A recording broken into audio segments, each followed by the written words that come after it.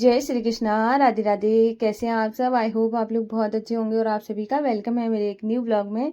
और हाँ, आप सभी को हरियाली तीज की बहुत सारी शुभकामनाएं। भोले बाबा आप सब पर अपनी कृपा बहुत खूब बनाए रखें। तो यहाँ पर अभी मैं तैयार हो रही हूँ, मैंने साड़ी वेयर कर ली थी। लेकिन ये जो शिफॉन की साड़ी होती है ना, इसकी प्लीट्स पहनने में थोड़ा सा मतलब ऐसे वैसा लगता है, मतलब उड़ती है ये साड़ी। तो मैंने सब आराम आराम से इसको करी थी सही। लेकिन हाँ, कंफर्टेबल बहुत रहती है, मतलब एकदम सॉफ्ट रहती है तो अच्छी लगती है। तो मैं यहाँ पे मैंने हेयर वॉश भी कर लिया था। तो देखो क्या होता है कि वैसे तो आज शनिवार है, लेकिन अगर जैसे कोई त्योहार है, मैं एक लाइन बोली जाती है कि बार से बड़ा त्योहार होता है, तो आप उस दिन हेयर वॉश कर सकते हो। जैसे कि हम नवरात्रि में हर डे हेयर वॉश करने के बाद ही पूजा करते हैं, चाहे कोई भी दिन हो। लेकिन अगर डेली लाइफ में देखा जाए तो गुरुवार को भी नहीं धुलते हैं, लेकिन बीच में अगर नवरात्रि में गुरुवार पड़ता है तो हम पहले बाल धुलते हैं फिर पूजा करते हैं। इसलिए कभी भी कोई विशेष पूजा होती है तो मैं ऐसे ही पूरा तरीके से शुद्ध होकर ही पूजा करती हूँ। एक और कमेंट था कि मैं जैसे कि ना जो सोमवार वाली व्रत रख रही हूँ, तो उसमें भी मैं हेयर वॉश कर लेती हूँ। तो उसमें भी कमेंट आया था कि आप है ना सोमवार को बाल नहीं धुले जाते। पर हमारे यहाँ पे तो ऐसा ही माना जाता है, जब तक आप पूरी तरीके से शुद्ध नहीं हो जाते ना, तब तक आप है ना पूजा करने लायक नहीं होते हो। तो फिर मैं इस वजह से सोमवार को भी बाल धुलती हूँ। हर जगह के थोड़े थोड़े नियम अलग होते हैं, और तो वही सारे नियम आपको फॉलो करने पड़ते हैं, क्योंकि आप जहाँ रह रहे होते हो वहीं का सारी चीज़ें माननी पड़ती हैं। तो ये कह सकते हैं। तो मैं यहाँ पे तैयार हो गई हूँ, बस बिंदी लगाना बाकी रह गया था। और लिपस्टिक का क्या है, मैंने मतलब मैं क्या बताऊँ, उसमें अंधेरा था रूम में, तो मुझे जो हाथ में आ गई ना, तो बहुत ऐसी वाली जो नहीं, जो बहुत कम दिखती है, वो वाली आ गई। अब वहाँ पर है ना माधो असू भी सो रहा था, तो माधो असू जैसे कि आपको पता है चेयर पे सोता है। तो वो मैंने सोचा चेयर इधर उधर हिला हूँ, उससे बढ़िया है ना, छोड़ो जो मिल गई वही लगा लो। तो मैंने यहीं पे लगा लिया। तो बहुत सिंपल सा लुक रखा मैंने, फ्रेश फ्रेश वाला, बहुत अच्छा लग रहा था। तो यहाँ पे तैयार हो गई हूँ और ये देखो। और अभी बस मैंने ना मतलब पूरी तरीके से तैयार हूँ, बस बहुत नेचुरल वाला था और अच्छा लग रहा था, जैसे गर्मियों के टाइम में थोड़ा सा लुक वैसा होना चाहिए। और यहाँ पे मैंने रील्स वगैरह शूट करी थी, तो जिसकी वजह से मैंने चूड़ी वगैरह ऐसी लगा के रखी। बड़ा मतलब ऐसा हो जाता है कि जब आप दो दो काम कर रहे होते हो तो बहुत टाइम लगता है, और आपको ये सारे काम मतलब करने होते हैं, तो टाइम भी बहुत ज़्यादा लग जाता है। तो मैं धीरे धीरे सब कुछ निपटाती हूँ, भगवान की कृपा से हो ही जाता है जैसे तैसे। तो मुझे मैं यही मानती हूँ कि उनकी कृपा के बिना तो कुछ भी नहीं होता। तो यहाँ पर अब मैं चूड़ियाँ पहन रही हूँ। ये चूड़ियाँ ना मतलब पता नहीं कि मैंने कब ली थी। और ये बहुत मेरा साइज है ना, हाथ का है ना, जो थोड़ा सा मुझे ना बड़ी चूड़ी चढ़ती है, क्योंकि मेरा जो कलाई है बहुत ज़्यादा वैसी गोल है, मोटी टाइप की। तो मैं मेरे ना बड़ी चूड़ी आती है। छोटी चूड़ी पहन पहन तो लेती हूँ, ये 2-4 है, 2-4 मुझे बिल्कुल नहीं आती है, 2-6 आती है। तो 2-6 वाली पहनती हूँ। और जब मुझे जहाँ तक जैसे कि नहीं ऐसे कभी कभार होता है ना, शौक में इंसान पहनता है कि उतारो और निकाल दो ऐसे वाली, तो कभी शूट के लिए तो फिर मैं 2-8 खरीदती हूँ, इसलिए ऐसे। तो यहाँ पर अभी मैं चूड़ियाँ पहन के तैयार हो गई हूँ, और इसके बाद अभी मैं परफ्यूम लगा लूँगी। मतलब ये तो बॉडी स्प्रे है, हाँ। तो इसमें मेरे सखी का एक कमेंट, आप कौन कौन से यूज़ करते हो? तो मैंने सोचा कि अचानक से मुझे याद आया कि चलो दिखा देती हूँ। तो मैं सारे लेके आई थी, अचानक से क्या याद आया, लेकर आई थी मैंने दिखाने के लिए। तो पहले मेरा जो था ईवा का था, फिर ये केएस है। केएस जो मुझे पर्सनली बहुत ज़्यादा पसंद है वो है ये एक शायद एरो मैग्नेट है, जो कि बहुत बढ़िया फ्रेगरेंस आती है, एकदम माइल्ड वाली, मुझे बहुत ज़्यादा पसंद है। और ऊपर से ये तो वैसे तो हस्बैंड का है, लेकिन मैं लगा लेती हूँ, क्योंकि मैं कभी भी मानती नहीं, मुझे फ्रेगरेंस लेना देना बाकी मुझे मैन वेमेन का कोई लेना देना नहीं है। मुझे जैसे कि ये डेनवर है, डेनवर बहुत बढ़िया लगता है, घर में लगा लेती हूँ, बाहर जाकर नहीं लगाती हूँ। तो मुझे कोई कोई ये कहने लगे कि अरे आदमी वाला लगाया परफ्यूम, तो मैं तो लगा लेती हूँ। यहाँ पे मैं फूल तोड़ लूँगी, क्योंकि फूल कल मैंने मंगवाए थे, तो कल बारिश बहुत ज़्यादा हो रही थी जो मार्केट में, तो इसकी वजह से वहाँ फूल वाला चला गया था, तो कुछ मिले नहीं। तो यहाँ पर मैं फूल तोड़ लूँगी, उसके बाद चलूँगी अपने पूजा की अच्छे से तैयारी करूँगी। तो सभी भगवान जी को मैंने ना दही से स्नान कराया और जल से, क्योंकि है ना जब कोई भी जैसे दिन होता है तो मैं अच्छे से उनको थोड़ा सा मतलब दही वगैरह अगर होता है तो अगर दही नहीं है तो फिर मैं चंदन से स्नान कराती हूँ, जिससे कि ना वो हमेशा चमके। मतलब अच्छा लगता है ना कि जब भगवान हमारा ही दिन, जैसे मैं आज जैसे त्योहार है तो फिर मैं उस दिन है ना मैं तैयार हो गई हूँ, मुझे अच्छा लग रहा है कि मैं अच्छे से तैयार हूँ, सज सबरी हूँ, तो मैं चाहती हूँ कि मेरे भगवान जी भी वैसे ही दिखे। तो मैं हर मतलब मुझे अच्छा लगता है कि जब भी कोई चीज़ें होती है तब मैं उनको अच्छे से तैयार करती हूँ। और इनके बाद है ना फिर मैं माधव असु को भी जगा कर लेकर आऊँगी, मतलब जगा तो दिया है पर स्नान बाद में करा रही हूँ। तो क्योंकि ना थोड़ा जल्दी उठने की वजह से थोड़ा हो जाता है कि ना भगवान जी का थोड़ा सा ख्याल रखना होता है। और जैसी मेरी लाइफ है इतनी टफ वाली, तो वो मतलब मैं मैनेज जैसे होता है ना कि मैं चाहती हूँ कि वो थोड़ा सो भी लें सही से और उनका मतलब सारे जो काम है वो भी मेरे सही से हो जाए। तो यहाँ पर है ना अभी माधवासु को बाद में लाऊंगी। और मैंने सभी भगवान जी को अच्छे से यहाँ स्नान कराया है दही से, फिर मैं अभी जल से स्नान कराऊंगी। और अभी मैं यहीं पे एक कमेंट का आंसर भी कर देती हूँ। तो हमारी एक सखी का कमेंट था कि दरवाजे पे दिया किस साइड जलाना चाहिए। तो देखो क्या होता है कि वैसे तो राइट साइड जलाया जाता है, लेकिन अगर आपके मैं जैसे जलाती हूँ मैं लेफ्ट साइड जलाती हूँ, ठीक है। तो क्योंकि है ना आप सबसे ज़्यादा जो ज़रूरी है वो ध्यान देने की ये बात है कि अगर आते जाते निकलते टाइम में क्या अगर बार बार कोई निकल रहा है आ रहा है जा रहा है तो ये देखो कि किस तरह रखने से, क्योंकि देखो किसी के पैर के पास नहीं आना चाहिए दिया, जूते चप्पल आसपास नहीं होने चाहिए। अब मेरे में क्या होता है कि मैं जिस साइड जलाती हूँ उस साइड का गेट बहुत कम ही खुलता है, तो जो राइट वाला है वो बार बार खुलता है। तो इस वजह से मैं इस राइट मतलब लेफ्ट में जलाती हूँ। तो आप भी इस तरीके का ध्यान रखें। ज़रूरी नहीं है कि आप राइट में जलाएं, आप किसी भी साइड जला सकते हैं, ठीक है। क्योंकि दरवाजे पे दिया जलाना ज़रूरी है। आप जो दिशा चाहें कोई सी भी हो, मतलब चाहे राइट और लेफ्ट हो, ठीक है। तो आप बस इस चीज़ का ध्यान रखें कि आते जाते किसी का साइड में होना चाहिए।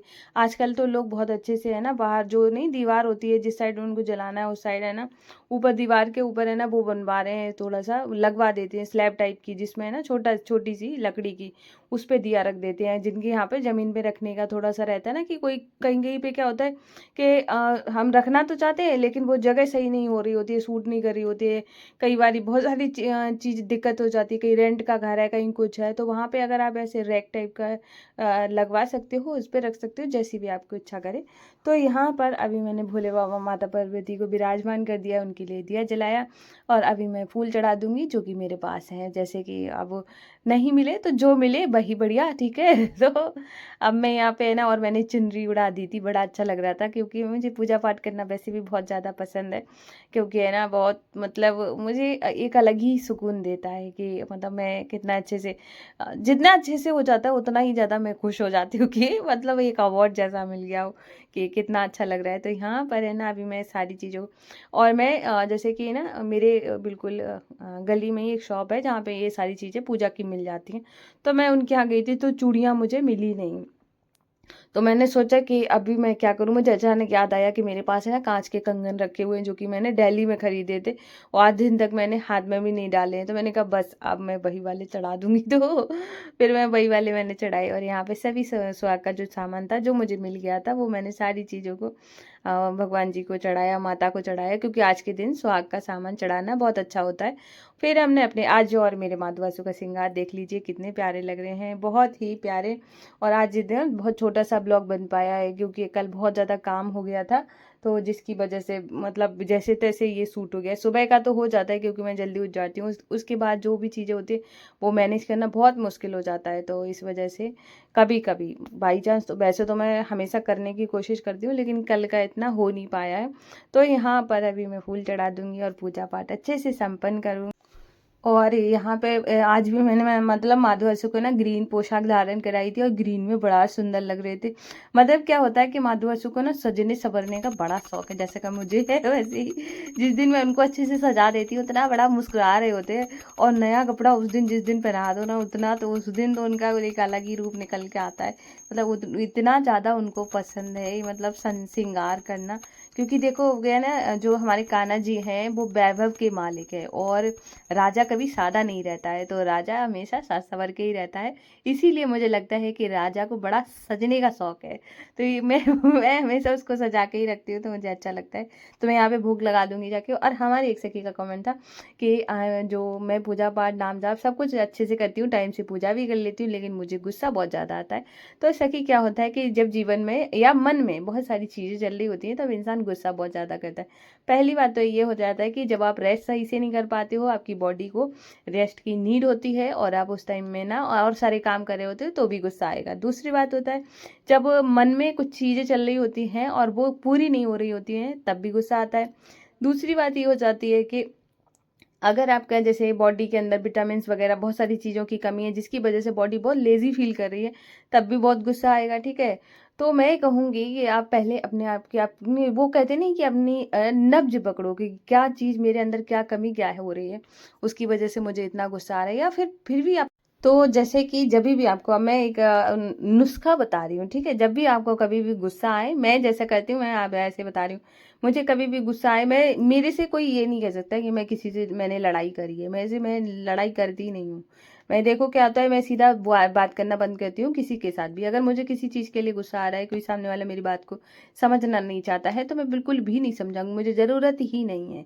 क्योंकि देखो हर कोई इंसान इतना ज़्यादा समझदार होता है कि उसको समझाया ना जाए। पहली बात तो है ना, वो जैसे मैं किसी के बारे में परवाह कर रही हूँ, मैं यहाँ पे आपकी बात नहीं कर रही हूँ। अगर गुस्सा आने का कारण इस तरीके की चीज़ें हैं कि आपको किसी चीज़ पे गुस्सा आ जाता है, तो मैं आपको ये बताऊँ कि कभी-कभार क्या होता है कि कोई इंसान है जैसे कि आपकी बातों को समझना नहीं चाहता है, लेकिन हर किसी के पास दिमाग है। हर कोई इंसान चीज़ें ज़्यादातर क्या होता है जो जैसे जो स्त्रियाँ होती हैं वो इस टाइप की होती हैं कि उनको वो कुछ जैसे मैं अपनी बात करूँ ना, मैं कभी भी है ना कुछ भी चीज़ें करने से पहले 100 बार सोचती हूँ कि मैंने इसका रिज़ल्ट क्या होना है। तो फिर मैं उस चीज़ के बारे में सोचना ही बंद कर देती हूँ कि भाई रिज़ल्ट जिस चीज़ का इतना ख़राब है तो रहने दो। और मुझे अगर कभी किसी चीज़ पे गुस्सा आ रहा है, किसी की बात पे गुस्सा आ रहा है, तो मैं वहीं पे है ना ऐसे राधा, राधा, राधा, राधा और हमारी राधा रानी एकदम गुस्सा पिघला देती हैं। गुस्सा तो मुझे आने के बाद मैं लड़ तो पाऊँगी नहीं, जीत पाऊँगी नहीं, तो मैं क्यों ही गुस्सा करूँ? तो मैं इस वज़ह से गुस्सा नहीं करती हूँ। ठीक है? तो आप भी अगर आज अभी आगे से कभी गुस्सा है तो अपना भगवान का आराध्य का नाम लेना शुरू करना, मन एकदम शांत हो जाएगा। और दूसरी सारी चीज़ें जो हैं उन पे अगर आपको ऐसे प्रॉब्लम हो रही है, तो आप एक बार है ना चेक करना कि मुझे और कोई चीज़ की वजह से तो नहीं हो रही है, तो फिर मुझे बताना, ठीक है? तो अब मैं यहाँ पे एक और सखी का कमेंट था जो कि ये था कि एक लड़का है, और मैं नाम नहीं लूँगी, तो उन्होंने मेरे से पूछा है तो मैं ज़रूर बताऊँगी। तो उन्होंने कहा एक लड़का है जो कि मुझसे बात करता है, फिर थोड़े दिन बात करता है, थोड़े दिन फिर नहीं बात करता है, और फिर मैं बार-बार, और मैं चाहती हूँ कि उसको मतलब इस चीज़ में मैं ना रहूँ, लेकिन फिर भी मैं उसकी बातों में आ जाती हूँ। तो मैं आपको सखी एक बात बताती हूँ, हमेशा दूर की सोच के चलना चाहिए, ठीक है? सपोज़ करो कि आप इतना ज़्यादा उसके उसमें इन्वॉल्व हो रही हो, बार-बार उसको माफ़ कर रही हो। सपोज़ करो कि आपकी शादी हो जाती है, ठीक है? शादी के बाद भी उसका यही बिहेवियर रहता है, तो तुम्हारी लाइफ़ ख़राब होगी तो होगी। कल को देखो सब जब साथ रहते हैं तो बच्चे भी होते हैं। जब बच्चे होंगे ना तो सारा इफ़ेक्ट किस पे जा रहा है? बच्चों पे। हम अपने साथ-साथ एक और आने वाली जो कह सकते हैं पीढ़ी की ज़िंदगी ख़राब कर रहे हैं। इसलिए ना बहुत दूर की सोचो। देखो क्या होता है कि मैं ये एक ही चीज़ कहूँगी कि ये जो पार्टनर चुनने की जो बात होती है ना, ये बहुत सोच समझ के चुनना चाहिए, क्योंकि है ना ये 1-2 दिन की बात नहीं होती, पूरी ज़िंदगी की बात होती है। इसलिए ना बिल्कुल अभी से अपने आप को बैक करो और देखो किसी ऐसे के लिए जो आपको इम्पोर्टेंस नहीं दे रहा है, उसके लिए अपनी जीवन खराब करने की कोई ज़रूरत नहीं है, ठीक है? खुश रहो, मस्त रहो, जीवन मिला है उसको एन्जॉय करो, के जाए अकेले घूमो, सोलो ठीक है? कितना मज़ा है जिस चीज़ में, अकेले जियो, एकदम बढ़िया तरीके से जियो। एक क्यों ही जीना किसी एक के लिए जिस दिन भर रोती रहो, ठीक है? आराम से जियो, फिर आगे की ज़िंदगी के लिए तैयार रहो, ऐसे जियो, ठीक है? तो आगे से मत ऐसा करना और माफ़-वाफ़ मत करो, सीधे जाने दो, अपने रास्ते छोड़ोगे, अरे तुम भाई साहब अपनी रास्ता निकलो, मैं अपनी ज़िंदगी को नए सिरे से शुरू करूँगी, ठीक है? एक देखो मैं एक बात कह रही हूँ, ठीक है? अगर जैसे आज को ये हो गया है, अपने आप में इंसान अकेला आया, अकेला चला जाएगा। हमारे साथ रिश्ते बहुत सारे बनते हैं, उनको हमें निभाना होता है, ज़बरदस्ती रिश्ता नहीं बनाया जाता है। तो ज़बरदस्ती मत बनाओ, अच्छे से जियो। मैं तो कहूँगी अपनी लाइफ़ को एन्जॉय करो, क्यों ही ऐसी फालतू की चीज़ों में पड़ना है। आगे की ज़िंदगी अच्छी बनानी है तो ठीक है, आगे से ध्यान रखना। फिर मिलूँगी, राधे-राधे।